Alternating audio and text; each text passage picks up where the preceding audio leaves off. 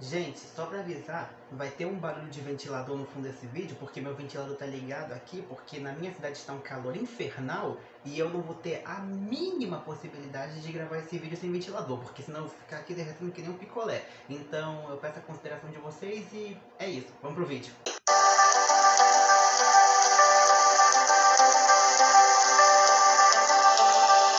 Gente, na boa, me falem, esse é ou não é, só pelo título que vocês estão vendo aí, é ou não é a matéria mais reacionária que vocês já viram na vida de vocês? Cara, essa Gazeta do Povo, eu conheço ela de antemão. Eu sabia que ela era um jornal extremamente reacionário de extrema direita, mas não sabia que chegaria a esse ponto. Mas enfim, vamos, eu vou fazer aqui uma leitura desse jornaleco aí sobre a respeito da repercussão que eles fizeram a respeito da nova resolução da lei que equipara o crime de injúria racial ao crime de racismo, que o Lula sancionou, assinou embaixo. E aí nós vamos fazer uma análise do discurso e de como é perpassada essa notícia nesse jornalzinho. Enfim, o título já começa muito bem. Restrições a artistas e religiosos. Os impactos da lei antipiada que equipara injúria racial a racismo. Eu gostei aqui do termo anti-piada, né? Esse título aqui, olha, restrições a artistas e religiosos, nem um pouco sensacionalista, né? Nem um pouco, para criar pânico nas pessoas. Nem um pouco. O título, ó, já começou muito bem. Bom, o presidente Luiz Inácio Lula da Silva, PT, sancionou em 11 de janeiro uma lei que equipara a injúria racial ao crime de racismo. Com isso, falas que contenham elementos referentes à raça, cor, etnia ou procedência nacional, entendidas como ofensivas por pessoas ou grupos considerados minoritários, passam a ser imprescritíveis e inafiançáveis, assim como já ocorria no crime de racismo. Ok. Até aí tudo bem, tá fazendo uma descrição do projeto de lei, né, do PL. Com a nova lei, que referenda a decisão de 21 do Supremo Tribunal Federal, STF, no mesmo sentido, a pena para injúrias raciais também aumenta. A punição máxima, que era de 3 anos de prisão, passa a ser de 5 anos. Ok? Até aí, falando a respeito. Com a sanção da norma, outros dispositivos foram acrescentados à chamada Lei do Racismo, Lei 7.716 de 89, que, segundo fontes ouvidas pela Gazeta do Povo, representam risco à liberdade de expressão. Não vamos poder falar nada! Isso é uma ameaça à liberdade de expressão! É impressionante como realmente tem gente que dá credibilidade para isso. Mas enfim, o principal deles é enquadrar como crime de racismo a contação de piadas sobre quaisquer grupos que possam ser considerados minoritários. Por outro lado, há também um trecho que pode criminalizar falas de lideranças religiosas dentro de seus templos que possam ser interpretadas como contrárias a práticas de religiões afro. Gente, na boa, falando com toda a sinceridade do mundo, tô falando da forma mais tranquila possível. Essa galera, essa extrema direita reacionária, vive falando que nós, mais da esquerda, fazemos mimimi, né? Quando a gente levanta nossas bandeiras, quando a gente fala sobre algum direito, milita, tudo mais, vive que a gente vive fazendo mimimi. Eles falam que a gente vive fazendo mimimi. Mas me diz sinceramente se isso aqui não é o maior mimimi que vocês já viram em toda a sua vida. Ai, porque agora os comediantes não vão mais poder fazer piadas racistas, não vão poder mais falar com a Sacia Preta Macaco, falar só podia ser preto, negão, não vou poder reforçar estereótipos não vou poder reforçar estereótipos de que negro é hipersexualizado, é burro, mimimi. Ai, os líderes religiosos não vão mais poder incitar o ódio contra as religiões de matriz afro. Eles não vão mais poder instigar as pessoas a depredarem terreiros, tacarem pedra na cabeça de crianças umbandistas e candomblessistas. Mimimi, mimimi, mimimi. como é que realmente tem gente que leva isso a sério? Como é que realmente tem gente que lê esse jornal e fala, tá bom, tá certo, tá tudo correto, nem um pouco de viés, vou continuar aqui. Mas enfim, feita a minha crítica, vamos continuar a leitura, depois eu aprofundo com outros dados que eu tenho aqui. Que vocês provavelmente já viram aqui pelas outras abas aqui, né? Que estão aqui uma cacetada de abas abertas.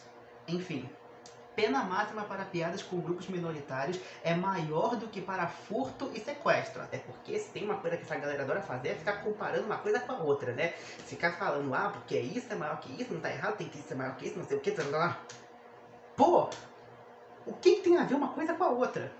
Mas enfim, um dos trechos da norma sancionada por Lula determina que os crimes previstos na lei do racismo passam a ter as penas aumentadas de 1/3 até a metade, quando ocorrerem em contexto ou com intuito de descontração, diversão ou recreação. A lei também determina que se a prática do suposto racismo ocorrer no contexto de atividades artísticas ou culturais destinadas ao público, o autor também será proibido de frequentar esses locais por 3 anos. Ok? Descrição da lei. Um dos riscos para o possível enquadramento como racismo de declarações meramente jocosas que fazem parte da atividade humorística em palcos de stand-up, por exemplo, é que a lei traz uma grande amplitude para as condutas que podem ser consideradas criminosas ao mesmo tempo em que não especifica a quais grupos as piadas estão proibidas. A grupos raciais e étnicos no geral, meu filho. O artigo 20C da norma diz que, ao interpretar a lei, o juiz deve considerar como discriminatório qualquer atitude ou tratamento dado à pessoa ou a grupos minoritários que cause constrangimento, humilhação, vergonha, medo ou exposição indevida e que usualmente não se dispensaria a outros grupos em razão de cor, etnia, religião ou procedência. Até aí, onde é que está o problema? Não sei, não vi problema nenhum aqui. Na avaliação de Antônio Pedro Machado, mestre em Direito Constitucional, a legislação não se restringiu à equiparação da injúria racial ao racismo e à retirada de piadas do repertório de humoristas será uma das consequências dessa aplicação da lei. Piadas envolvendo pessoas pertencentes a uma etnia, muito comuns em um contexto de show de stand-up comedy, por exemplo, podem passar a ser consideradas um crime mais grave, explica Machado. O grande problema é a extensão da impetração que pode ser adaptada a qualquer tipo de conduta. A lei também não especifica quais são esses grupos minoritários, todo e qualquer grupo racial e étnico. Se eles especificassem unicamente negros, vocês vão falar que é racismo reverso. E essas generalizações são muito preocupantes. Não há precisão e, por outro lado, há uma amplitude, o que permite interpretar os fatos dentro de um contexto que não existe, afirma um jurista consultado pela reportagem que é negro e concedeu entrevista sob a condição de anonimato por receio de represálias de ativistas. Claro, porque ele é negro, automaticamente significa que isso lhe dá 100% de autoridade para ele poder afirmar e está 100% correto, né? Porque fala de racismo, se é um negro falando do ponto que concorda com eles, ou obrigatoriamente eles estão certos, né? O famoso apelo à autoridade. Faz todo sentido. Há sim o risco de condenar por racismo pessoas que não são racistas e é justamente para evitar isso que havia o crime de injúria racial sem equiparação ao racismo. Prossegue. Machado, por outro lado, destaca que a vagueza da expressão grupos minoritários deve ser motivo de debate junto aos tribunais e possivelmente ficará a cargo da jurisprudência do STF. Vale destacar que as novas regras que criminalizam piadas com determinados grupos trazem penas maiores do que para crimes como furto, receptação de bens roubados e sequestro. O que tem a ver uma coisa com a outra, um crime com o outro? Que lógica tem essa comparação?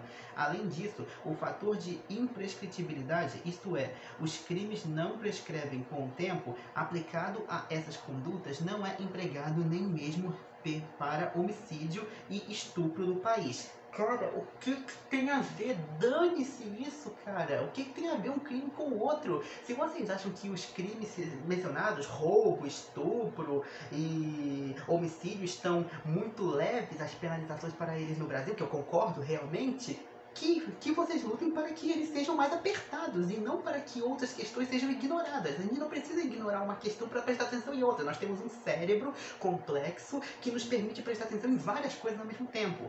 Eu vou tirar esse tempo aqui agora para fazer a minha análise a respeito dessa... A minha análise a respeito dessa parte que fala justamente sobre censura para comédia, stand-up e afins. Como eu gosto sempre de trazer dados, eu trago aqui um artigo do Sage Journals, além de outros artigos, mas esse aqui vai ser o principal, que fala, tá traduzindo automaticamente aqui, que fala aprendendo a tornar o racismo engraçado na era dos daltônicos. Estudantes de comédia stand-up, estratégias de performance e a reprodução de piadas racistas em público. Resumo. Esse artigo afirma que a comédia performática serve como um mecanismo para expressar estereótipos étnicos e raciais em público e apresenta um desafio aos estudos do discurso racial contemporâneo que sugerem que o discurso racial aberto em público está em declínio. Neste estudo etnográfico sobre o treinamento de comediantes de stand-up, eu investigo como os alunos de comédia aprendem a usar estratégias de performance retórica para expressar estereótipos étnicos e raciais de maneira mais palatáveis, a fim de serem engraçados em vez de ofensivos em público. Usando a análise crítica do discurso CDA, esse estudo ilustra o papel que as elites desempenham na gestão do discurso racial. Verificou-se que os alunos de comédia brancos versus não brancos são ensinados a se envolver no discurso racial de maneiras diferentes. Os brancos aprendem estratégias de distância e negação que lhes permitem se envolver em comentários raciais explícitos e negar o racismo ou a intenção racista. Enquanto os não brancos são frequentemente encorajados a se envolverem em estereótipos raciais de forma acrítica. Esse estudo mostra como o uso estratégico do humor permite que as restrições do discurso racial atual, em particular sobre os brancos, sejam quebradas, sugerindo que uma nova fase do racismo daltônico pode estar em andamento. Nos últimos anos, vem tido uma remodulação das representações raciais na mídia que não compactua com estereótipos racistas interpretados de forma caricata. Basicamente, o que essa discussão está dizendo é que o que tem sido efetivado é uma estruturação da representação racial na comédia de forma a quebrar as restrições do discurso racial, que é o que é mais recomendado. Agora vamos ver uma outra reportagem do jornal Alma Preta sobre a respeito dessa questão. O humor sempre foi parte do constituinte do racismo estrutural no Brasil, diz pesquisadora. A figura do negro era motivo de chacota nos programas de humor da TV aberta nos anos 1970 e 1980. Nesse período, o racismo recreativo se desenvolveu. Durante as décadas, a TV aberta no Brasil, com seus programas de humor, pode ter contribuído com a desvalorização de pessoas negras. A carga de estereótipos negativos associados à negritude gerou reflexo na sociedade, incentivando o racismo recreativo e um projeto de desqualificação das pessoas negras, segundo os especialistas ouvidos pela Alma Preta Jornalismo. Ou seja, antigamente, fora do perfil atual, fora daquele estudo que a gente estava falando, se tinha uma perspectiva do racismo humorista, do racismo recreativo, muito mais estereotipada, muito mais zoada, que trazia uma visão muito mais caricata das pessoas negras e literalmente reforçou para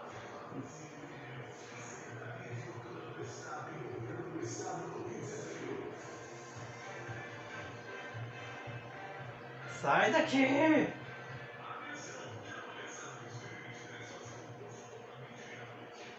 Enfim, o carro já passou e agora eu posso falar naturalmente. Nos últimos anos a gente vem observando uma evolução no debate dos discursos raciais no meio público. Entre as décadas de 70 e 80 se tinha um debate muito mais...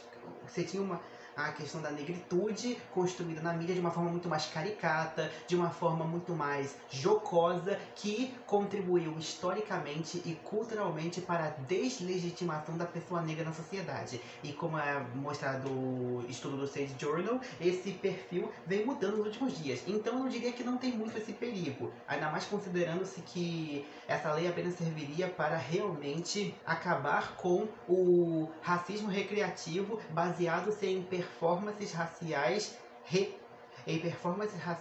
diminuidoras, que diminuem a essência do que é ser uma pessoa negra, também do que é ser uma pessoa branca, uma pessoa indígena, enfim. Porque a lei ela fala de etnias de um modo geral, ela não fala especificamente de pessoas negras, né? Até porque a Gazeta do Povo reclama porque fala especificamente. A Gazeta do Povo aqui, ela fala várias vezes que a Gazeta do Povo ela reclama que não especifica quais são esses grupos minoritários, mas se especificasse, falasse, pessoas negras, pessoas indígenas, pessoas amarelas, aí eles iam reclamar que é racismo reverso, que só quem está protegido são essas pessoas, porque eu conheço esse povo. Mas enfim, vamos dar uma olhada, uma perspectiva no restante. Sermões religiosos também entram na mira. Em outro trecho, a norma expressa que se a prática de suposto racismo ocorrer no contexto de atividades religiosas destinadas ao púlpito, o autor será proibido de frequentar locais destinados a práticas esportivas, artísticas ou culturais por 3 anos, além da pena de prisão que pode chegar a 5 anos. Na avaliação das fontes ouvidas pela reportagem, que fontes? Vocês só ouviram pessoas, só depoimentos. A medida pode criminalizar declarações de líderes religiosos cristãos que falem em seus sermões contra práticas oriundas de religiões afro. No limite, pode haver esse tipo de interpretação e vir a proibir um pastor, por exemplo, que diga qualquer coisa nesse sentido. Explica Machado. Realmente, porque se tem uma coisa que pastores devem ser autorizados é instigar seus seguidores a odiarem candomblessistas, a odiarem umbandistas, reforçar estereótipos, paradigmas, reforçar preconceitos, instigar seus seguidores a depredarem terreiros, a atacarem pedras na cabeça de crianças do candomblé, a fazerem esse tipo de coisa, né? É um tipo de coisa que deve ser muito tolerado. Se um padre ou pastor fizer algum comentário que envolva a prática de religiões afro numa homilia, palestra ou pregação, corre o risco de ser enquadrado dessa legislação. É só ele não atacar. É simples assim. Isso vai colocar principalmente os evangélicos em uma situação complicada, porque... esquece. Vai haver uma limitação cada vez maior à liberdade de manifestação e opinião. Eu quero guardar... Eu quero guardar, inclusive, esse pedaço aqui, limitação cada vez maior na liberdade de manifestação e de opinião, porque depois a gente tem uma coisa aqui que eu quero separar para vocês, que é, eu não sei em qual página aqui que tá, eu vou ter que ver depois, mas tem outro projeto de lei que a Gazeta do Povo não tem o trabalho de reportar, né, mas que também foi sancionado pelo Lula e que eu acho que eles não reportam justamente por isso, mas vocês vão entender. Complementa o jurista que falou sobre anonimato. Por que será que ele não quer apresentar o próprio nome? Deixa eu terminar. Antes de apresentar os dados, eu gostaria de terminar de ler isso aqui. Senador petista propôs ampliação do rol de práticas consideradas racistas. O texto que originou a lei, de autoria da deputada federal Tian Aaron, do Republicanos da Bahia, e foi aprovado na Câmara dos Deputados em novembro de 2021, a proposta da deputada era tipificar o crime de injúria racial como racismo quando cometido em locais públicos. Em maio de 2022, 4 dias após a forte repercussão pública do caso do jogador Edenilson, na época atleta internacional que alegou ter sido vítima de injúria racial em jogo contra o Corinthians, o Senado também aprovou o projeto de lei. Lá, entretanto, o senador Paulo Pan, do PT do Rio Grande do Sul, relator do projeto, propôs ampliar o alcance da medida e equiparar a injúria racial ao racismo em outros casos. Por causa dessa alteração, o texto teve que passar novamente para a Câmara, sendo aprovado em dezembro de 2022. A redação final aprovada pelo Congresso Nacional teve contribuição vinda de um anteprojeto redigido pela Comissão de Justiça de Combate ao Racismo, instituída pela Câmara dos Deputados. O atual ministro dos Direitos Humanos e Cidadania do governo Lula, Silvio Almeida, e a secretária executiva Rita Oliveira fizeram parte dessa comissão. Tá legal, o que isso tem a ver? O que isso tem a ver com o negócio? Por que vocês colocaram isso aqui? Que mal isso tem? Que problema isso tem? Eu não entendi. Tá, mas enfim. Passando essa parte aqui, sobre essa parte de religião, eu gostaria de apresentar aos redatores da Gazeta do Povo uma coisa que provavelmente eu acho que eles não devem saber. Deixa eu procurar aqui. Muito para além da sanção desse PL de equiparação do crime de injúria racial ao crime de racismo, o Lula também fez a sanção de outro projeto aqui, olha. Liberdade religiosa. Presidente Lula assina a lei que torna crime atacar ou tentar fechar igrejas. Atitude do chefe do Executivo reforçou seu compromisso com a liberdade religiosa, assinando a Lei 14.532, que protege o direito ao culto. Eu acho que essa retórica do Lula querendo censurar religião, igrejas e tudo mais não cola muito, né? As mesmas pessoas que estão falando isso, são as pessoas que falaram no ano passado que o Lula ia fechar igrejas, e uma das primeiras ações que o Lula faz como presidente é sancionar uma lei que proíbe fechar a igreja. Eu acho que não vai pegar muito, né? No fim das contas.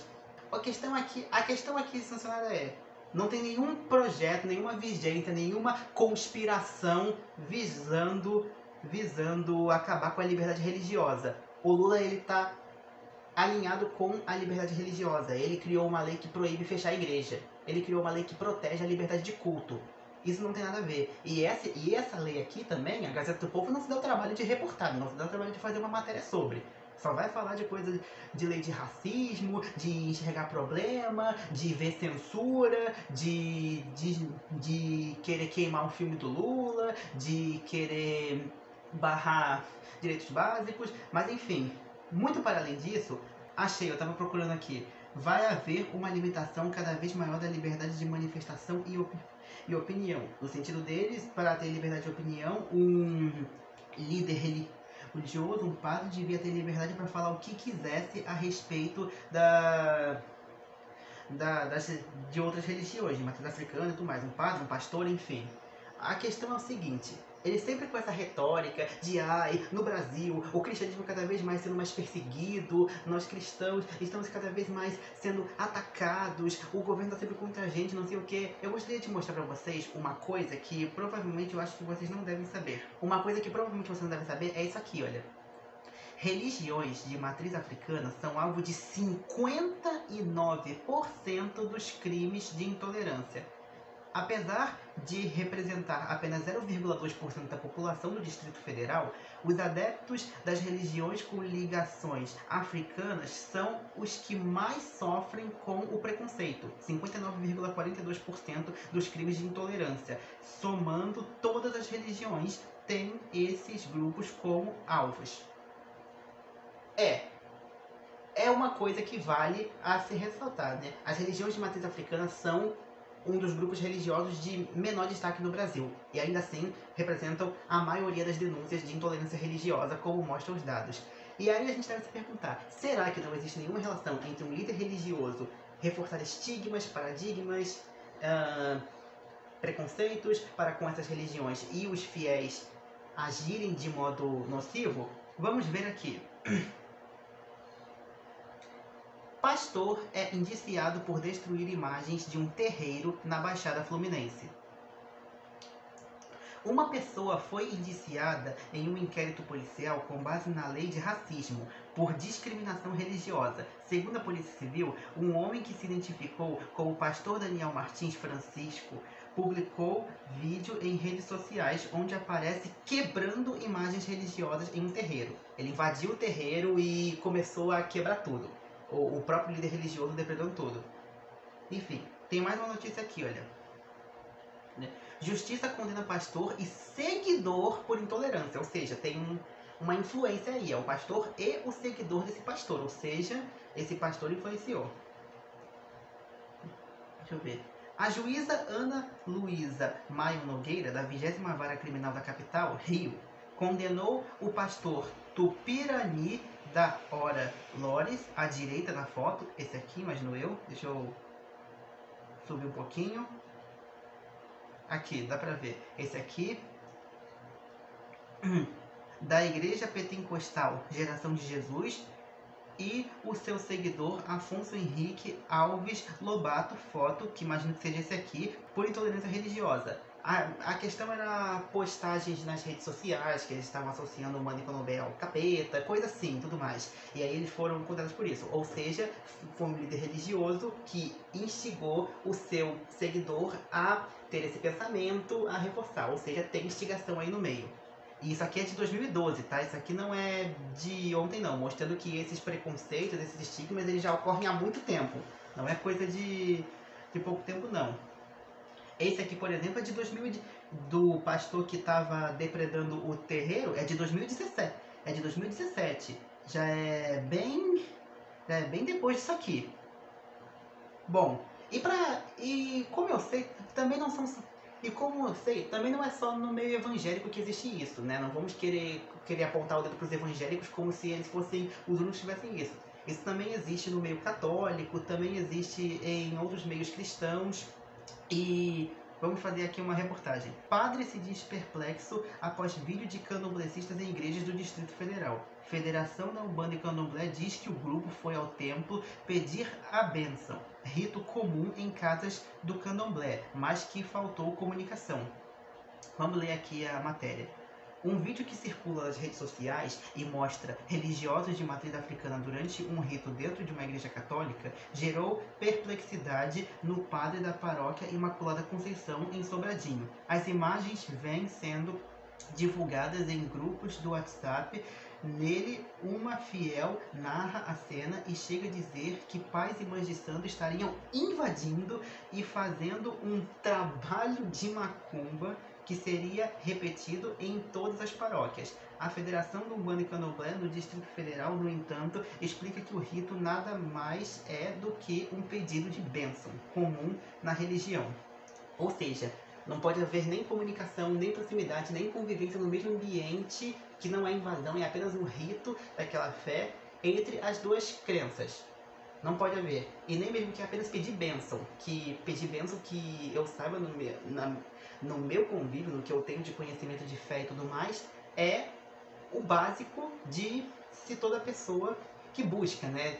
E um líder religioso não deveria se negar a o fazer. A questão que eu quero levantar aqui é o seguinte: nós não podemos ser ingênuos e pensar que o líder religioso pode ter espaço no seu púlpito para falar o que quiser, e para pregar o que quiser, e para reforçar estigmas e paradigmas contra pessoas de matriz africana, de religião de matriz africana e tudo mais. Porque a gente tem que ter a consciência de que os líderes religiosos, eles são tidos pelos seus seguidores, pelas pessoas daquela religião que observam a homilia, a missa, o culto e tudo mais dele como exemplos, porque eles são tidos como representantes de Deus ou de qualquer divindade que aquela religião acredite.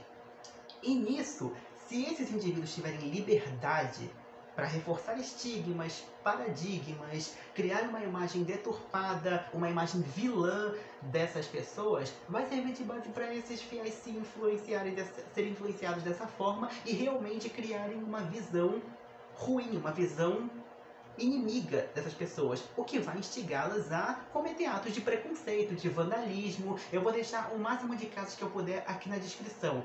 Então, sim, tem que ter legislações que proíbam líderes religiosos de instigarem o ódio, de instigarem a inimizade, de instigarem o preconceito contra minorias religiosas e tantos outros grupos em meios religiosos, para que as pessoas daquela religião não se vejam influenciadas a criar ódio por essas pessoas e aumentar cada vez mais e mais os casos de preconceitos. O que pessoalmente me entristece muito. Queria eu que não tivesse que existir. Queria eu que os seres humanos pudessem viver tranquilamente, em paz, em harmonia, sem a necessidade de ter uma lei oficializando isso. Da mesma forma que também me entristece muito a necessidade de se ter uma declaração universal dos direitos humanos oficializada, assinada, para que os seres humanos convivam em harmonia com direitos básicos concedidos a todos, ou pelo menos a quase todos. Mas como é preciso, porque o ser humano é uma bosta, é incapaz de conviver com seus semelhantes, fazer o que, né? Que precisa que ter, tem que ter.